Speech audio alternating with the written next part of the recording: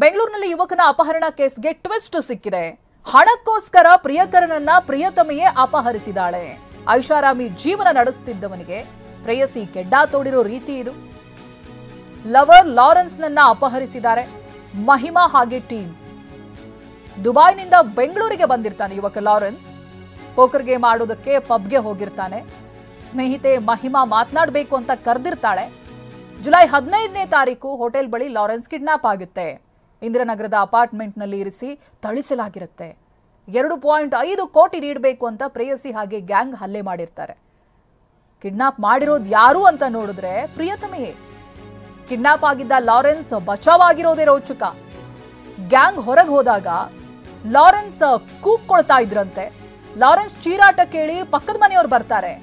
ಪಕ್ಕದ ಅಪಾರ್ಟ್ಮೆಂಟ್ನವರ ಮೂಲಕ ತಂಗಿಯನ್ನ ಸಂಪರ್ಕ ಮಾಡಿ ಕಾಲ್ ಲೊಕೇಶನ್ ಆಧರಿಸಿ ಸ್ಥಳಕ್ಕೆ ಪೊಲೀಸರು ಎಂಟ್ರಿ ಕೊಡ್ತಾರೆ. ಅಪಾರ್ಟ್ಮೆಂಟ್ನಿಂದ ಎಸ್ಕೇಪ್ ಆಗಿರ್ತಾರೆ ಆರೋಪಿಗಳು. ಕಾರ್ನಲ್ಲಿ ಲಾರೆನ್ಸ್ನನ್ನ ಕರ್ಕೊಂಡು ಪರಾರಿಯಾಗ್ತಾರೆ. ಬಳಿಕ ಲಾರೆನ್ಸ್ನನ್ನ ಯಶವಂತಪುರದ ಬಳಿ ಇರಿಸಿ ಅವರೆಲ್ಲರೂ ಜೂಟಾಗ್ತಾರೆ. ಕಿಂಗ್ ಪಿನ್ ಮಹಿಮಾ, ಸುರೇಶ್ ಸೇರಿ ಇದೀಗ 4ವರಿಗಾಗಿ ಶೋಧ ನಡೆಸ್ತಾ ಇದ್ದಾರೆ ಪೊಲೀಸರು. ಸ್ನೇಹಿತೆ ಮಹಿಮಾ, ಶಕೀಬ್, ಸುರೇಶ್ ವಿರುದ್ಧವಾಗಿ ದೂರು ದಾಖಲಾಗಿದೆ. ಪ್ರೇಯಸಿನೇ ಪ್ರಿಯಕರನನ್ನ ಮಾತನಾಡೋದಿದೆ ಅಂತ ಕರೆಸಿ ಆನಂತರ ಕಿಡ್ನಾಪ್ ಮಾಡಿ ಟಾರ್ಚರ್ ಕೊಟ್ಟು ಈತನನ್ನ ಮತ್ತೊಂದು ಕಡೆಯಲ್ಲಿ ಬಚ್ಚಿಟ್ಟು ಅವರುಗಳು ಎಸ್ಕೇಪ್ ಆಗಿದ್ದಾರೆ.